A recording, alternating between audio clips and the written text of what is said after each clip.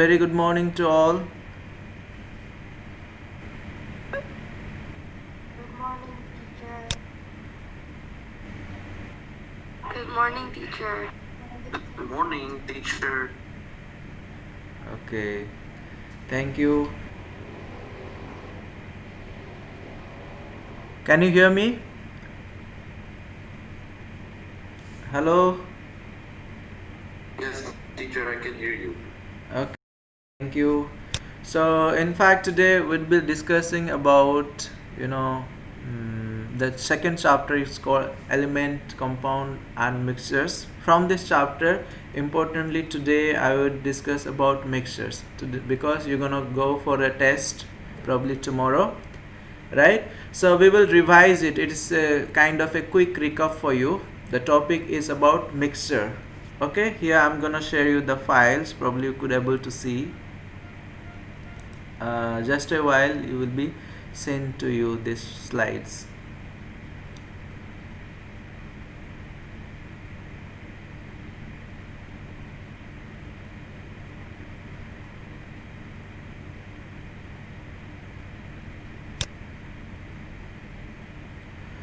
Okay, so can it be sent to you, students? Jillian, can you hear me? I'm unable to look at you actually. Are you there? Yes?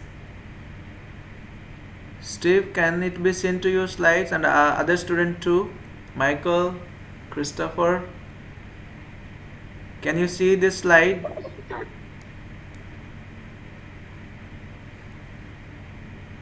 Yes, teacher. Yes, teacher. Okay. So let me get started with today's topic. And as we know that, in fact, this is the quick revision for your test actually. So already we have studied about this chapter, mixtures, compounds, and separating techniques. So today we'll have a revision for that. Okay, so let's get started with today's topic is about mixtures. Before gonna ask you a few questions regarding these mixtures, before reminding you, just I want to brief about mixtures and then I can get going with the next topic. Okay.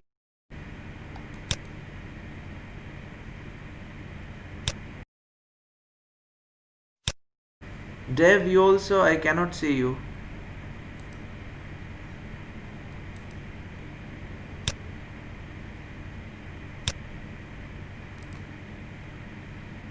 Okay. She is there or not? Jillian is there in meeting? Yeah, she is there. Teacher. Okay, okay. Okay, thank you. So, by the way, mixtures, it is a combination of two or more substances by its physical mean. Okay, when physically a substance is gonna be mixed up, not only a substance, but you can say even when two or more element is combined together by physically. Okay, so we say that a mixture. We can say that it is a mixture, right? So in short, even you can say mixture is a combination of two or more substances, or in other word you can say two or more element combined together by its physical mean or by physically. For example, you can take, let us take two elements. I would take in fact here ion. Can you visualize in this diagram, in this slide? Probably I have taken here example. It's about iron sulfide. Okay, iron sulfide, it is the examples of mixture. Here you can see iron is a element and sulfur is also one element. When these two elements actually combine physically, then we can say even it is a mixture of iron sulfide. Okay, let's suppose two substances, let us mix. For example, I would say here salt and water. In fact, here is the sodium chloride, salt, and plus water, H2. Okay, when salt and water is being added together, mixed up, then that's gonna be also a type of mixture which is called salt mixture or salt water, right? So salt water or sea water also a example of mixture.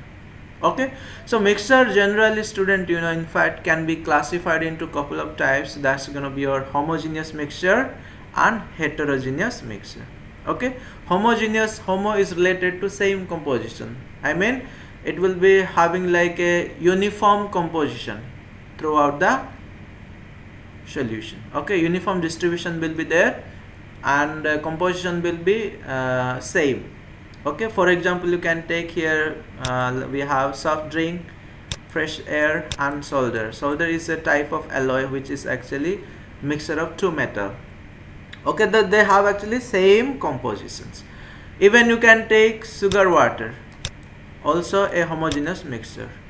Sugar water, especially if you take sugar and add in the water and just stir it for a while. Stir it for a while.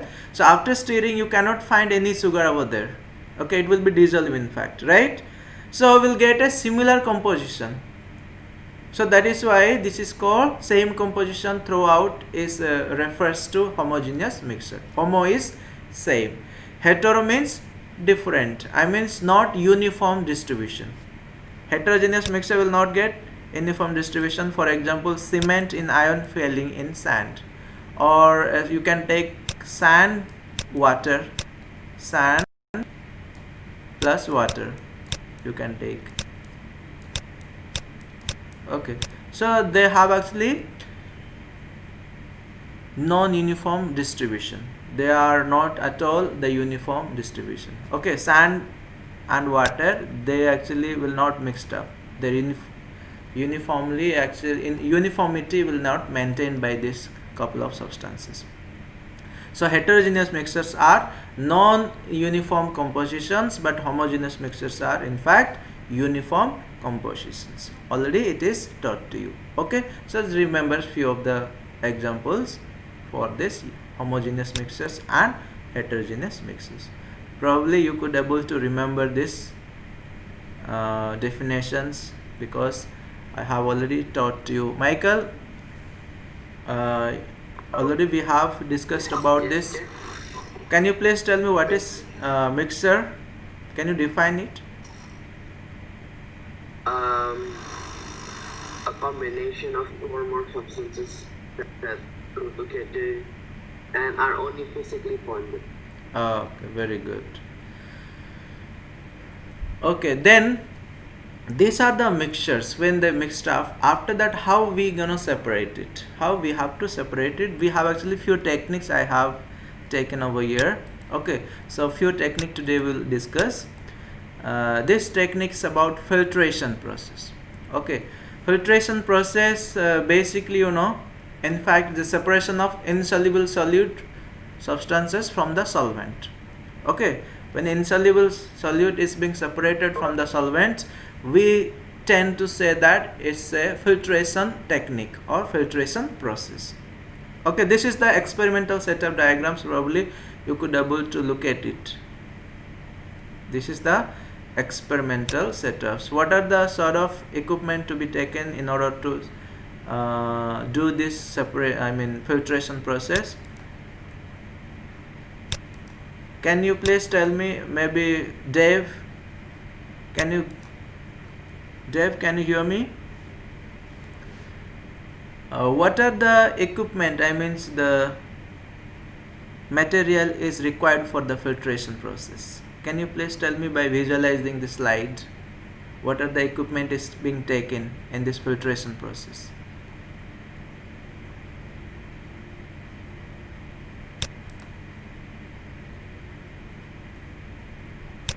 Yes? Are you able to listen? Can you hear me? We can hear you, teacher. Yeah, the question is for actually Dave. With this question? Yes, teacher. Yeah. Yes, teacher. I'm asking you, please can you tell me what are the equipment is being used to do the filtration process? By the Teacher. visualizing of this slide, can you please tell me? Filter paper. Okay, Then Funnel and conical flask. conical flask. That's it, or any other thing to be taken? Any other material? And mixture we want to separate, teacher. Okay, and then And the beaker containing the mixture. I mean, you mean beaker, right? Yes, teacher. So, okay, fine. Then, can you please tell me, as far as you know about filtration, can you please tell me what is filtration process and how we can do it? The filter paper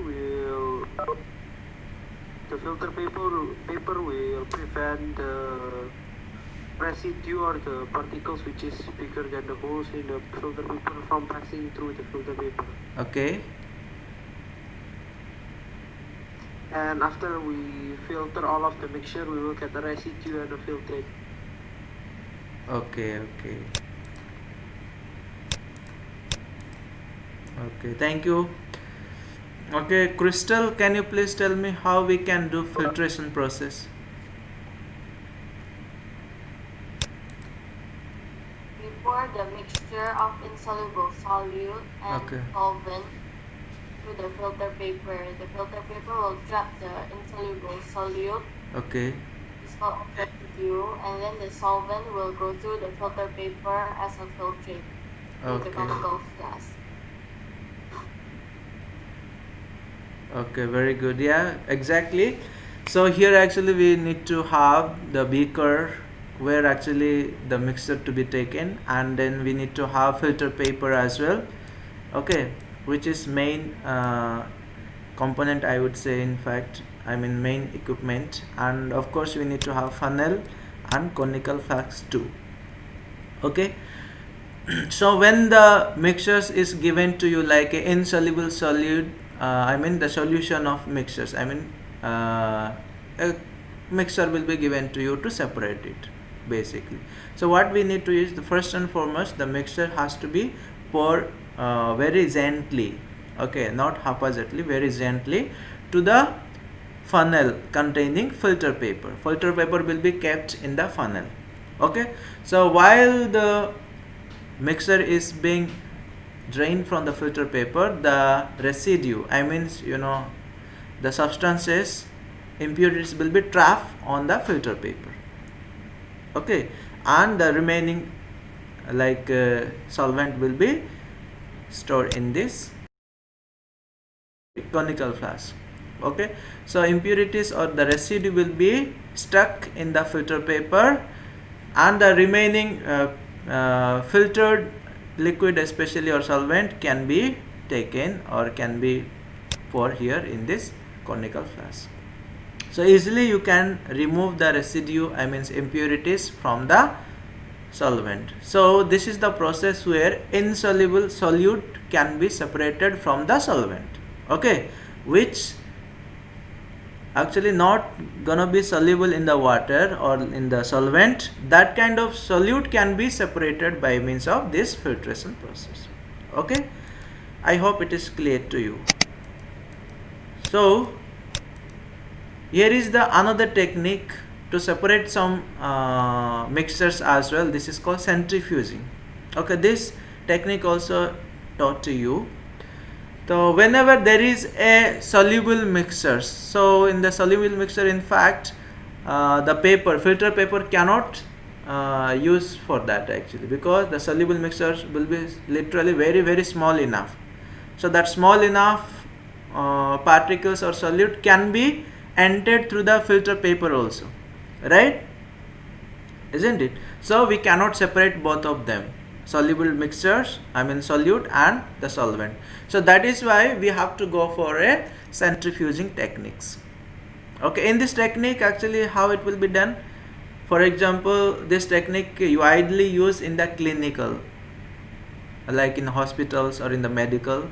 For example, let's suppose we have to have a test of blood, or if you take a blood samples, how we can separate them. In the blood, you know, in fact there is a serum and there is a RBC also. This both of them actually two different things. So this is why blood is a mixture. Blood is a mixtures. So serum is a soluble substances. Serum cannot be trapped on the filter paper, so that is why we have to go for the centrifuging process. So in the centrifuging process, what we need to do is we have to take a centrifuging machine, okay, where let's suppose we have a test tube and we have given a blood. The test tube actually containing the blood or sample has to be revolved, I mean has to be spined, okay. So the spinning can be taken place, and after spinning, I mean it will rotate it in the machine. While it is rotating, which is denser part, especially the which is RBC substance which is present in the blood is actually denser part, that will be coming to the bottom part, okay, bottom part of the tube. Probably in this diagram you can see, or which is actually lighter one, that will be remain in the upper layer, okay. This is the blood before whirling or before spinning in the machine. So after spinning, based on the density, density which is denser substances, that will be settled in the bottom part, which is lighter one, that will be remain here in the upper layer. So as they form the distinct layer, so easily you can take out, you can separate the serum and RBC. Okay, so this technique actually in fact widely used for the blood sample especially.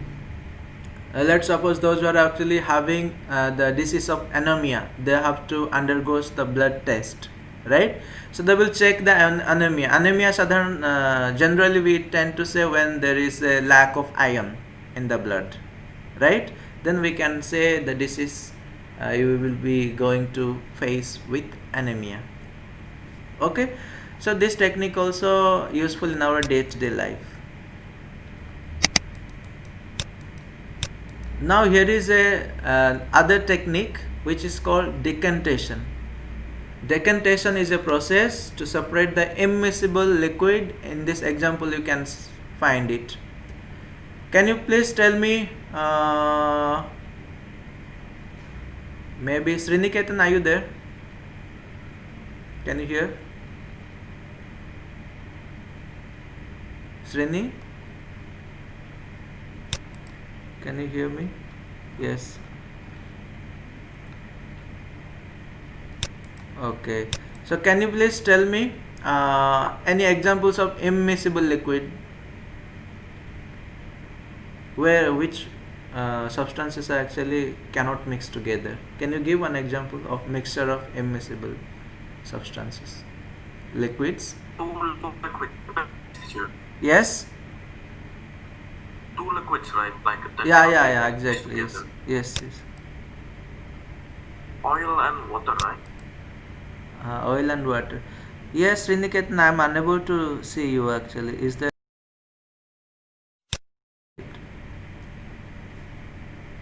Please, can you?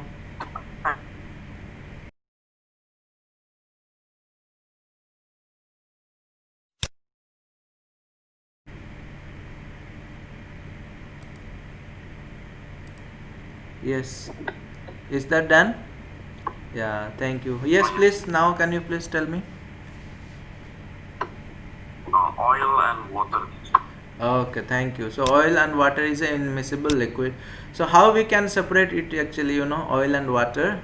So we need to have a equipment is called separating funnel. Okay, this is the main equipment to be taken in order to separate the immiscible liquid. Here oil is there and water. So when the mixture of oil and water is literally difficult to be separated, so we need to have a separating funnel. Okay, and of course we need. So how we can separate, can you please brief it as long as you understand from these diagrams, and of course we have discussed in earlier classes. Can you remember? Can you please brief? Yes. By decanting. Yeah. Procedure.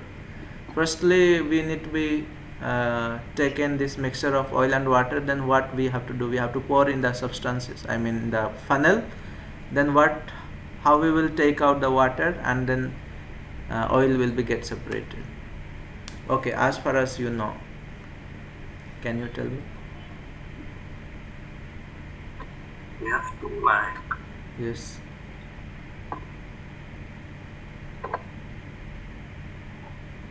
I do not.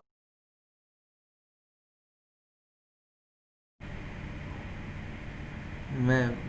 Crystal, can you please tell me decanting process, how we can remove, I mean separate oil and water? Yes. Crystal, Yes, teacher. can you brief it about this slide? I mean how we can separate oil and water by using separating funnel.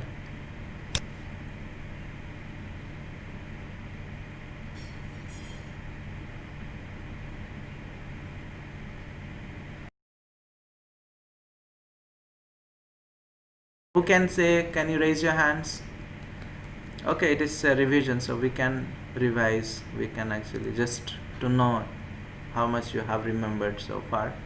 Just I wanted to. Okay, who can say, Michael or Jillian? Yes, teacher. Jillian or Michael, can you please tell me about decanting process as far as you remember so far? Because we have already studied about that.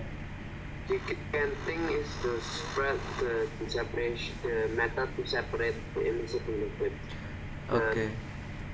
The lighter substance will go, the lighter liquid will rise up, and then the heavier one will go down. Okay. And then you can take the bottom part, the bottom lighter liquid, and separate it. Okay. Thank you. Actually, this is the material, I mean equipment. It is called separating funnel. Okay. Here we have a mixture of oil and water. Here we have mixture of oil and water. In fact, oil is a less denser than water, so oil tend to float on the water, right? So they will have a distinct layer. Oil will have a different layer, and water also, because water is denser than oil. So water will be remain in the bottom of this funnel, oil will float on the water, right? So after, what you have to do, just keep any beaker over here. Just I will draw the diagrams I want to tell you.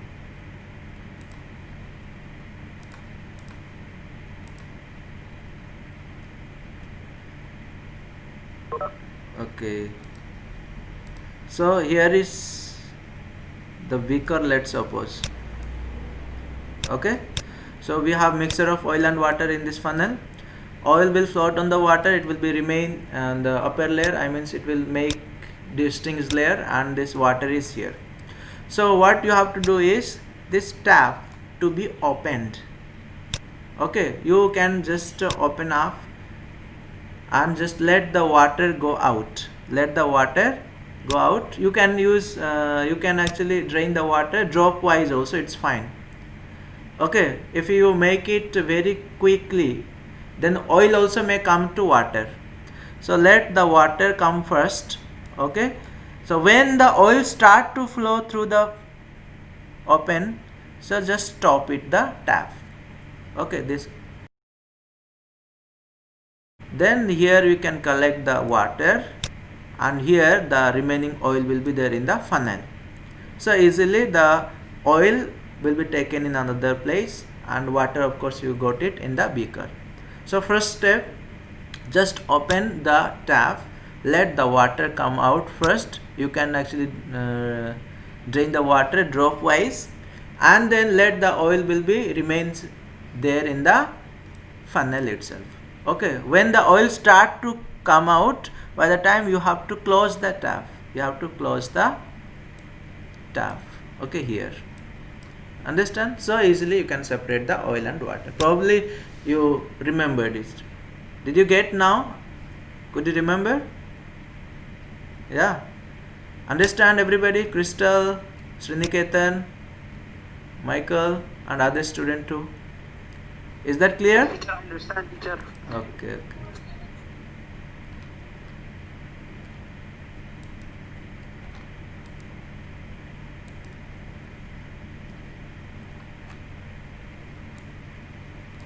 understand. Okay. So another topic here is about chromatography. Okay. So chromatography is a laboratory technique for the separation of colored mixtures. Okay, colored mixtures will be separated easily. Okay, so the mixture will be dissolved in fluid in form of gas, solvent, and water. So for first time, the green pigment, chlorophyll, is identified by these chromatography techniques. Okay, so chromatography nowadays actually literally useful in our day-to-day life to separate the different colors, from the samples. So this chromatography topic also we have studied in earlier classes, right? What we need to do is, firstly we have to take a beaker, then chromatography paper, okay, and then pencil, line. We have to take a ink also, sample also we have to take, okay. So afterwards, how the ink will actually spread into different colors. Here you can see in these diagrams. Here you can see the diagram, probably here I would show you.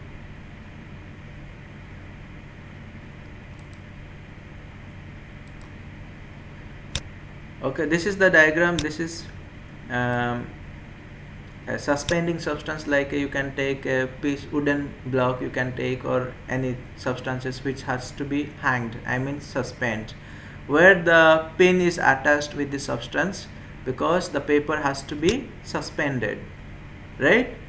And then here is, we have beaker, and it is the sample, ink sample or spot, and this is the suitable solvent. Here we have taken water. Okay, so solvent, either it will be methanol also, any suitable solvent you can take, or you can take water as well, no issues. So now what happened, this ink sample, it will be actually suspended very close to the water, solvent. Then slowly when it deep to the water, just nearby the water, when it being touched to that, so slowly the solvent try to be dissolved, and then of course the sample given to you, that will be spreading into different type of colors in this second diagrams. Okay, so in the second diagram you will get the different distinct colors. See, from the one sample colors you got a different type of colors. Here is, this is different one, this is different one, okay, and the third one is blue, then comes to kind of orange color, then kind of red color, then will come to yellow color. From one samples you got distinct color, different type of colors. Okay, so here how many type of colors did you get? Here you can say, probably you can count it, 1 2 3 4 5 6. So 6 type of colors you found it from the sample, so this is actually a colored mixture. So from this colored mixture you got is this 6 colors, 6 type of colors you got it. So chromatography, basically a laboratory technique to separate the colored mixture. Okay, a sample will be given to you, and from the sample you will get the distinct or the different type of colors. Okay, widely it is being used in the laboratory, and in many applications, I would say, in fact, in to identify the color pigment, you can find it, to get the to understand the amino acid also. Okay, basically to identify the colored pigment we will use, and many way actually we tend to use this chromatography nowadays. Okay, it is widely used in the industries nowadays, in chemical industries. Okay, so this is the process about called chromatography. Anyone, can you please tell me what is chromatography? Who can tell me?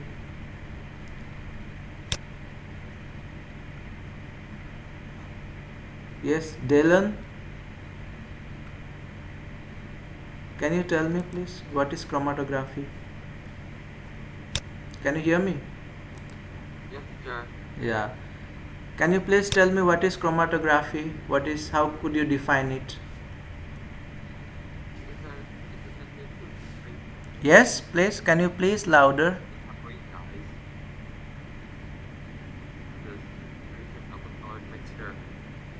Okay. I'm unable to hear, my dear. Can you please speak louder?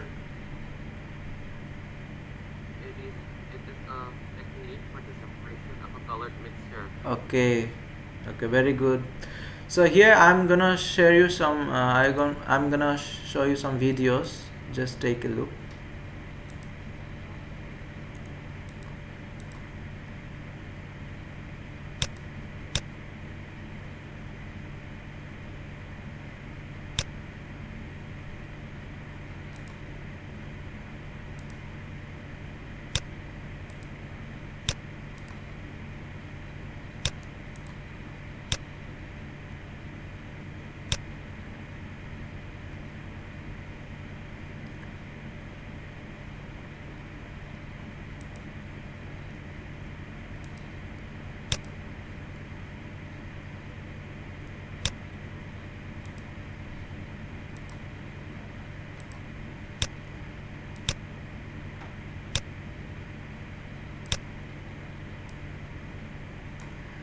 Okay, so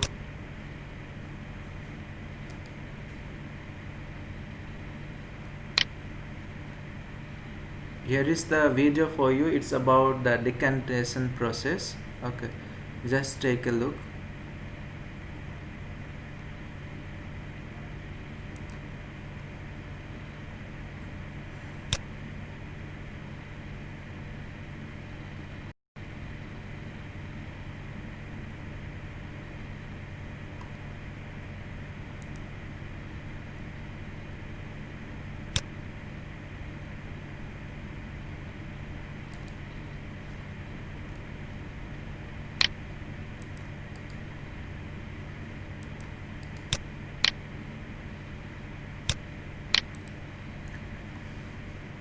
Okay, it is still uploading actually.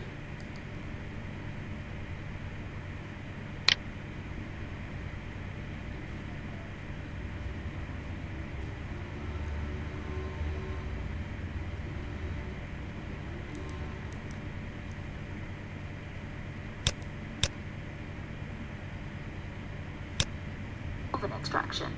They come in different shapes and volumes, but always ensure that you do not fill the separating funnel more than 2/3 full. Also make sure to clamp around the ground glass joint at the top of the separating funnel. Before transferring any liquids into the funnel, always ensure the stop clock is closed. Can you When the hear? tap is vertical, the stop clock is open. Michael, can you And when hear? the tap is horizontal, the stop clock is closed. When pouring liquids, you No, may teacher, wish to not- use a not measuring really. cylinder or long stem Not very funnel clearly. to prevent spillages. When both the solution and the Okay, extraction solvent just have been take a added, look. layers will begin Okay, to by form. you can One visualize, layer is right? the aqueous phase and the other layer is the Okay, organic just phase. visualize it, Here and we from added that colour to actually the you can aqueous and even organic layers to show the understand. separation more clearly, but it is more common for both layers to be colourless. The key to the separation of layers in a separating funnel is density. The bottom layer is the more dense solution. Okay, here you can.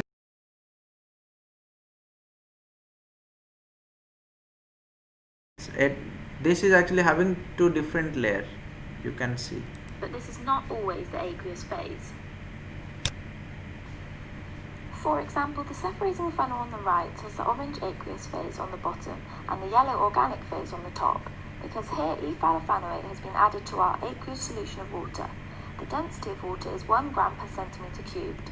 The ethylophanoate, our organic phase, has a smaller density of 0.9 grams per centimetre cubed. It is more dense than pressure that may have built up during the mixing. Then using both hands, invert the funnel 2 to 3 times to the separating funnel into a clean conical flask. So see how the water is being taken out very gently. Make sure you start to close the tap Okay. as the bottom layer Everybody drains just out look to at slow the rate Michael, of flow. Nicholas, And to help you correctly close the tap, and other student no look at the longer see video. separation between the two layers. Dave also, Dylan and every student. See. Put this conical flask to one side and collect the remaining layer into a new clean conical flask. Firstly, water is taken out and after the lighter organic substance is taken out. I mean the solution. So in this way actually you can separate it, the immiscible liquid. Okay? Is that clear? Yeah. So here a few questions for you.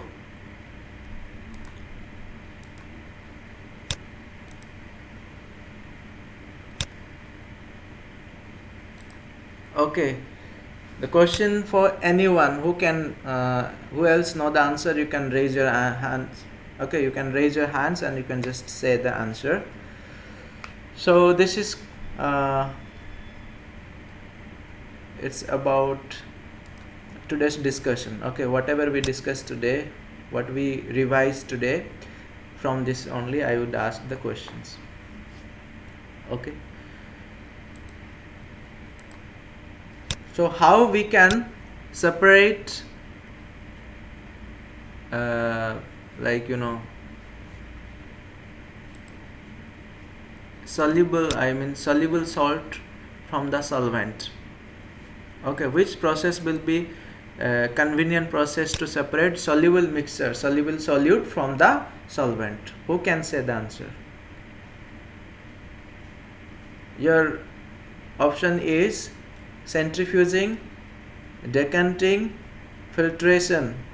Okay, 3 option is given to you, right?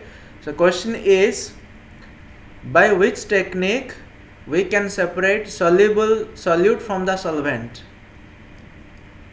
Maybe I will tell to any of student. Crystal make the answer.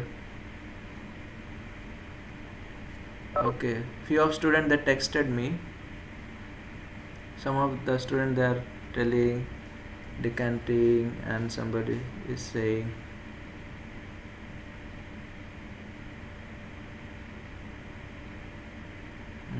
yeah, centrifuging. Michael, Crystal, what is the answer? How you can separate the soluble solute from the solvent? Yes?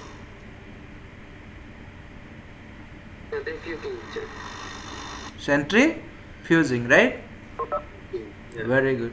Okay, in the centrifuging, the process where soluble solute will be separated. Thank you. So, who can say one example of homogeneous mixture?